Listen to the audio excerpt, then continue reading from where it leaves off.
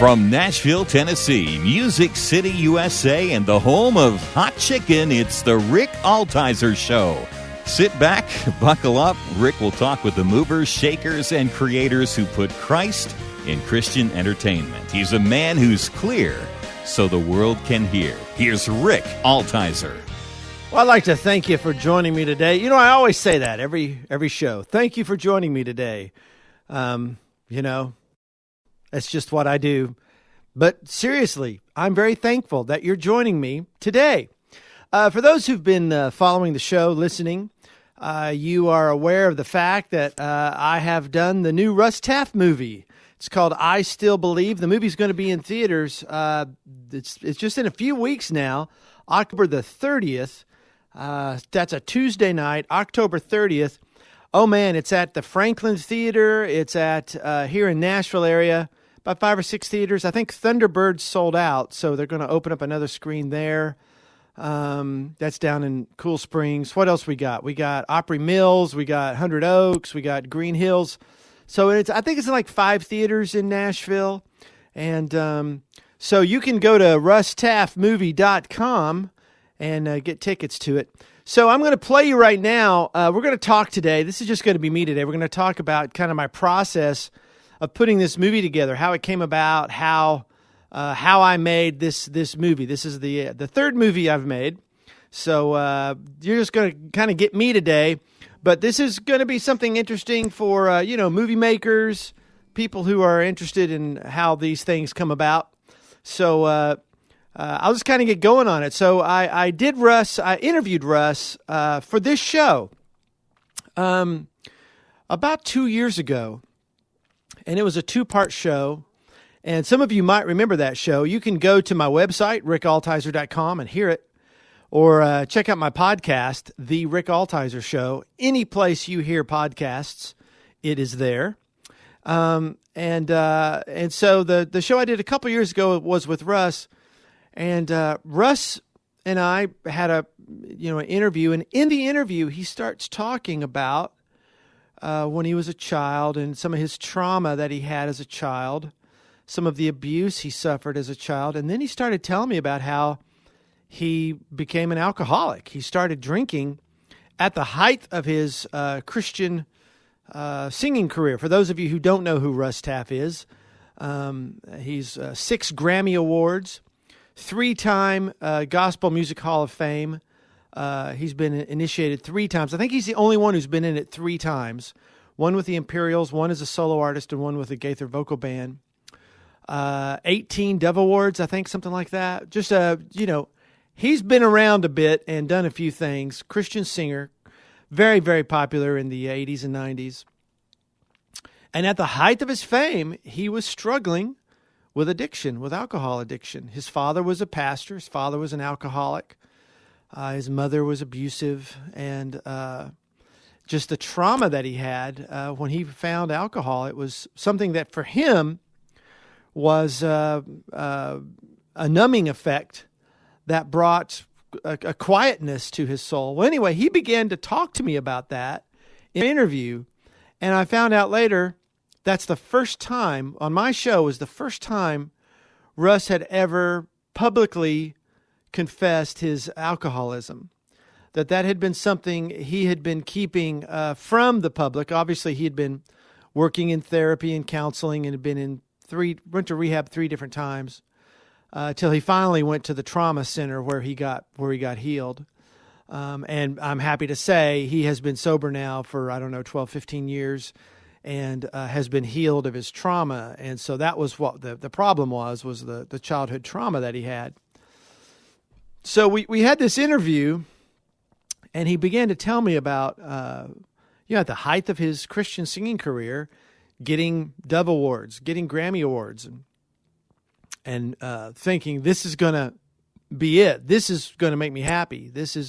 He got the gospel music, the GMA Dove Award, Male Singer of the Year 3 years in a row.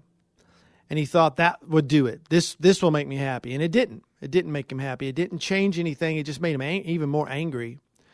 And then he would drink. Then he would just feel terrible. Shame would the shame was was overwhelming, and then he would hide. He would hide. So he was feeling shame, in hiding, and so we had this interview, and for some reason he just said it was time for him to start talking about it. And my show was, my little dinky show here. Thank you guys for listening to my little dinky show. He chose to share it with the world on my show. And so after we had that interview, we went and had lunch, myself with him and his wife, Tori, down in Bell Buckle. They live in Bell Buckle. They took me to the Bell Buckle Cafe, great little restaurant down there. And we talked about what would it look like if we did a movie. And we talked about this, and we talked about my life story.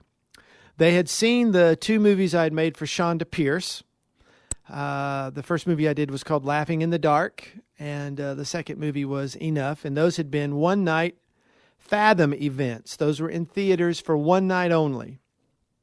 And those were in about between 700 and 800 theaters each. And those did fairly well. And so they saw, though, how I handled her story. You could check out my Shonda Pierce interview, and you could check those videos out. The Laughing in the Dark is on Amazon Prime. Enough is on Netflix. And so she lost her husband to alcoholism.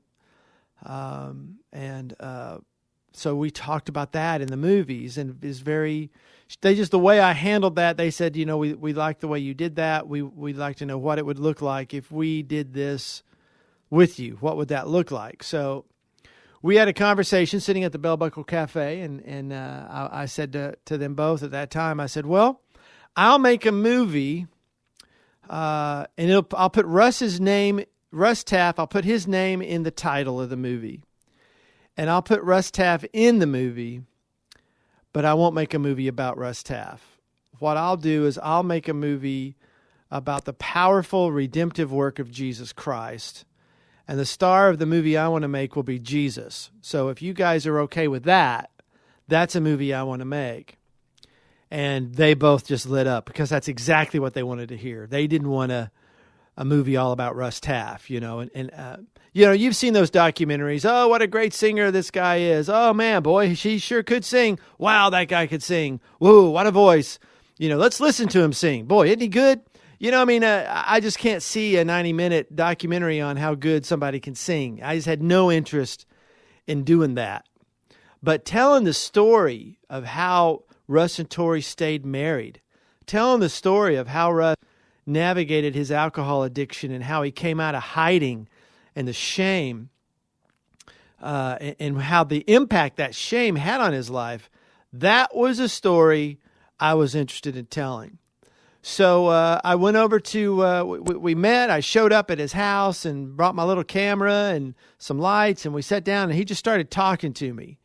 And I got hours and hours of him just talking and telling me his story. We started with just Russ, and got some footage with Tori. Tori told me her story.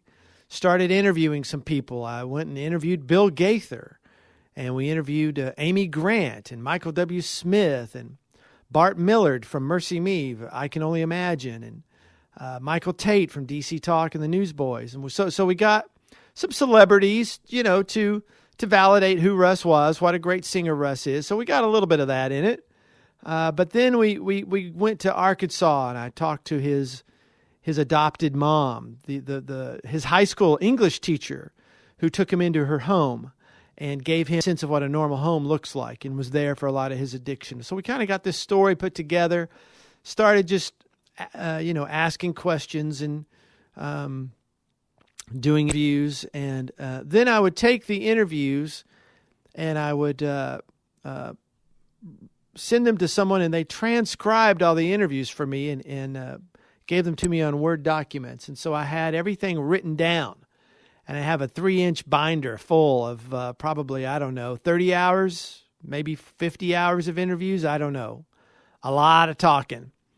And so NRB was last year, and we wanted to let people know, hey, we're making this movie, we're doing this. So I put a trailer together, and I put a little script together to have Russ read, and And so I'm going to play you right now just a little bit of that trailer. This trailer right now, as I'm doing this show, this trailer's over 3 million views.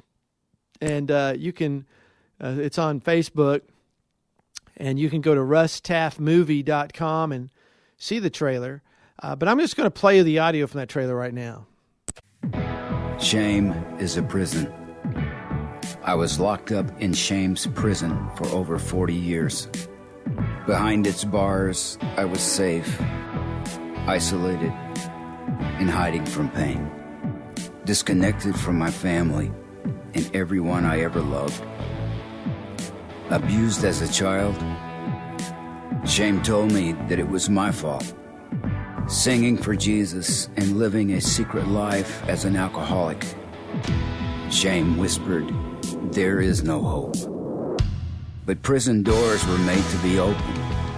Captives can be set free. I learned the gospel was greater than I could have possibly imagined. I am a child of the King. I am broken. I'm an alcoholic. I'm forgiven. I'm Russ Taff, and I still believe. All right, so that's just the audio version of the trailer. You know, obviously the trailer has footage and things that I just cobbled together. And you know, it was just one of those things, as I was going to interview Russ, I had this little script in my head, and I wrote it out, and I had him read it. Came back, put it together. I think I put the whole trailer together in about 2 hours. It just fell together. And like I said, it's over 3 million views right now. It just really came together well. Oh, by the way, you're listening to the Rick Altizer Show. I have to do this every once in a while, let people know what they're listening to in case they stumble upon me. This is the Rick Altizer Show on Bot Radio. And talking today about the movie Russ Taff, I Still Believe, going to be in theaters Tuesday, October 30th of this month, 2018. And you can go to russtaffmovie.com to get information on where to get tickets. So I put this little trailer together, and like I said, you can see it on the website. You can watch it for yourself. And there's just something about it that just, I don't know. Sometimes you sit down and God just shows up and you can't really take credit for anything. And I can't really take credit for just about anything of this particular movie. And so we did the trailer and it came out well. And then we started getting people interested based on the trailer. And it looked like, okay, I think we've got a movie here. So far I'd been self-funding, just doing it all myself. Just interviewing people driving, and my son, many of you know David Altizer. I've interviewed him on the phone, interviewed him on the show multiple times. He's a great director of photography and does all kinds of things. But, he would film stuff for me and help me. I'd get cameramen, and so I've got it starting to look a little better. Always looks better than when I film it. When I film it, when you go see the movie and you'll say, God, that doesn't look that good. That's the stuff I shot. And when you see, man, that looks amazing. That looks like a movie. That's the stuff the people I pay. That's what they shot. But just so to clarify that. So we started, okay, looks like we got a movie. We start talking to Fathom. Obviously, we'd had 2 successful Fathom events with Shonda Pierce. When they saw we had Bill Gaither and Amy Grant and Michael W. Smith and this, Shonda Pierce, Shonda's in it. Mark Lowry. I mean, it's just a big cast of characters. They said, oh, yeah, we want to do it. So it's like, okay, great. Now we got to go figure out how to get $200,000 to market this thing, which has been a challenge and is still a challenge. So anybody listening, anyway, never mind. So anyway, we get going on this thing and start putting it together, filming all the bits and pieces, and I've got three inches of transcripts, and so I have to start going through my transcripts. And now's the big challenge: is how do I take this huge elephant and turn it into, something, watchable in under 90 minutes? How do I do this? How do I take 50 hours and turn it into 90 minutes? So that was where I started having my church pray for me. I started really needing God's direction and how to tell this story and what the story is. And so we do start off with a little bit of what I call the praise fest of Russ with Amy and Michael and Bart Millard from Mercy Me really goes on about what a big influence Russ was and how huge of an influence he was. And then Mark Lowry comes on and he goes, Russ Taff's one of my favorite people. He's a legend. And then he goes just thoughtful and he goes, and he just happens to be an alcoholic. And we just stop right there, we just let that sit.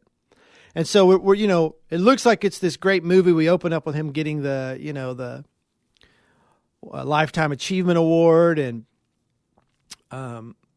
all these people saying what a great singer he is. And then it just turns to, and he just happens to be an alcoholic. And so it's like, what? This isn't what we thought it was going to be. This is going to be a total different movie. And so we talk about his story. We talk about his career. But we talk about his struggle with addiction and the hiding. And Tori talks about how it made her feel. And Amy talks about that, being married to someone who's hiding and how it makes you crazy. And, so we get some input from Bill Gaither, who talks about the intervention they did with Russ. And then we have Russ actually on stage, inebriated. And it was for a taping that Shonda Pierce was the host of. And Shonda talks about that, she could smell him as soon as he came on stage.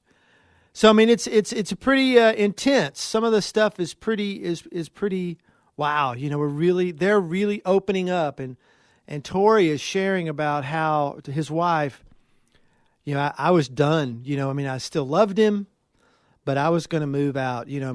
After this, he relapsed twice. He would do well, go to rehab, do okay, and then relapse. His dad died and he relapsed. His mom died, and that really is what took him over. So anyway, as we're putting this story together, and I don't want to give it away. I really want you guys to go see it. As we're putting it together, it starts coming together nicely, and then the marketing world starts kicking in. And now we got 20 people. We've got people who are doing publicity. We got people who are working with groups. We got people who are talking to pastors. We got people in churches. We got people who are connecting us with other ministries and other groups and men's groups and addiction groups. And, so we got all this people taking care over our Facebook and starting to get the Facebook thing going. That's why we got 3 million views, is we have these people who know what they're doing with Facebook, the Facebook gurus. And next thing you know, we got all this activity happening. For those who have the Tennessean last week, he was on the front page of the Tennessean. And it was above the line. Big picture of Russ Taff on the front page of the Tennessean. He was on the Grand Ole Opry last Friday night. He's going to be on Huckabee 2 nights before the movie airs. He's going to be on Huckabee the Saturday and Sunday before the movie comes out, which is on a Tuesday. James Robinson, Live Today. So we got him in all these places. He's doing all this stuff, going all over the place, doing all these interviews. And this ball's rolling. And now we need a trailer. I need Amy. I need Amy saying it's a great movie. And I need Michael W. Smith saying it's a great movie. And can we get Stephen Curtis Chapman to tell us it's a great movie? And I need a trailer that does this. And I need a promo for this. And then all of a sudden, all these people start sending in videos. And I'm putting all these videos together and trailers together. And if you go to our website, russtaffmovie.com, you go to videos, endorsements. I'm not kidding. There's probably 20 different videos up there. And now they want them square because Facebook, likes to look at the videos square. And now we want this, landscape, So I've got all this stuff I'm doing. And then we have to edit the movie. And 2 weeks ago, I had Scott Simmons on the show, who was our editor. And we talked about some of the editing process. Edit the movie, telling the story, getting the movie done. So the movie's done. We get it over to Fathom. Fathom Events are doing it. It's 1 night theatrical only. I've uploaded it, and, I had a couple of 80-hour weeks. So it was nice. I think Monday I went to bed Sunday night, and I slept 15 hours this week. 15 hours in one. I took Monday off, but I slept for 15 hours. So that's kind of been what sums up what my last couple of months have been like, putting this together. But through it all, what's been so amazing is how God just showed up. And then as we get through this story, we see Russ and Tori rebuilding their marriage, and Russ getting healthy, and the Holy Spirit healing him, and his treatment center and trauma center helping him so much, and starting to see his family come back. And then, he gets the prize. The prize never was the trophies and the awards. The prize was always his family. It was always his wife. And so after the trauma center, we never even go back to music. We don't even talk about music in the movie anymore. We talk about Russ, his family, his marriage, and that's what the rest of the movie about. It's a love story between Russ and Tori, and the prize for him is getting his family back. So we've had people just from the trailer. So many people have personally messaged Russ and Tori and communicated. I've been in hiding. I've been struggling with addiction, and no one knows about it. And I've been hiding, and I didn't think I could tell anybody. I didn't think, if I told anybody, they're not going to love me. They're going to, my wife's going to kick me out. And, the church is going to kick me out. And they're learning by seeing Russ and Tori's story. I need to come out of hiding. I need to talk about this and this shame that I'm carrying around from all this guilt I'm feeling. I need to come out of that. I need to put it in the light. And I encourage anyone listening, or if you know someone, check out this movie, check out the trailer, russtaffmovie.com, and come out of the darkness. Come into the light. Come into the light. Come out of that hiding into the light. So we put this thing together, and then it starts getting a life of its own. The ball starts rolling, and then it starts going downhill, and there's just no way to stop it. Now it's such a done deal. It's just trying to keep one step ahead of it. I remember Crash Bandicoot. There was that game where he would run in this big, huge boulder, like the same kind of boulder you get in the beginning of Indiana Jones. He's in the cave, and this huge boulder comes after him, and he's just trying to stay ahead of the boulder. Like there's no way stopping this thing. This thing is going, 50 miles an hour. It will crush you if you stop, and you just try to stay ahead of it. So that's kind of where we are right now. It's trying to stay ahead of that big boulder. But we're just so excited to see what's going on about it. It's such an honor. It was an honor for me to do this, to tell this story. So that to me was really the focal point of making this, doing this documentary was all about story. And that's why I didn't want to do something about, what a good singer Russ Taff was. That's part of the story, but that's not really a story. A guy who can sing good, that isn't a story.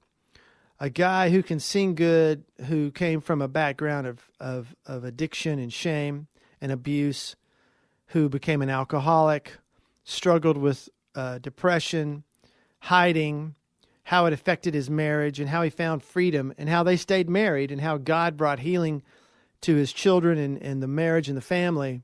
That's a story, and that's a story I wanted to tell. So, gosh, I hope this isn't, I'm just kind of rambling along here. I hope this isn't boring for you guys. So I'm going to go ahead and play you just a clip from the movie right now. This is our friend Shonda Pierce talking about her time when Russ came on stage inebriated. There was a series of sorts, whereas the history of different eras of music. I think the one I hosted was called Timeless. And I was the host of that show, and it was great because rehearsal went fine. It was good. Then here comes time for the real taping, and Russ was late. And we're wondering and waiting, and we held the show for a little bit, and we're wondering, waiting. Then we hear he's on his way. Okay, great. So we'll go ahead and get started. And about the time that I was supposed to introduce him and do this funny little dialogue thing, you could smell him on his way to the stage. Of course, I'm panicking, going, how do I get him out of this? And how's he going to sing, the next song? I don't remember walking out on stage. I don't remember how they got me off. So I'm looking at the time. I've got like about a minute left in the show. So, man, it went fast.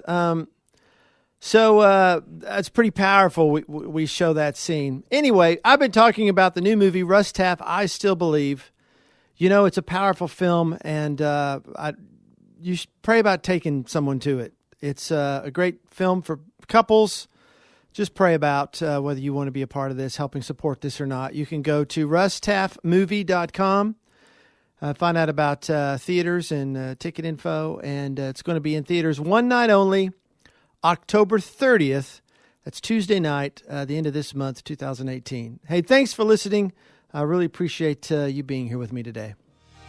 If there's a show you've missed, you can go to my website, rickaltizer.com, and catch up. Or you can listen to my podcast in iTunes or wherever you hear your podcasts. Just search for The Rick Altizer Show. Altizer is spelled Altizer. I want to thank you for listening. Hey, would you tell a friend about this show and share the love? Be sure to check us out again next week as we discuss how we communicate the gospel through media to our culture. Let's be clear so the world can hear. I'll talk to you next week. Thanks for listening.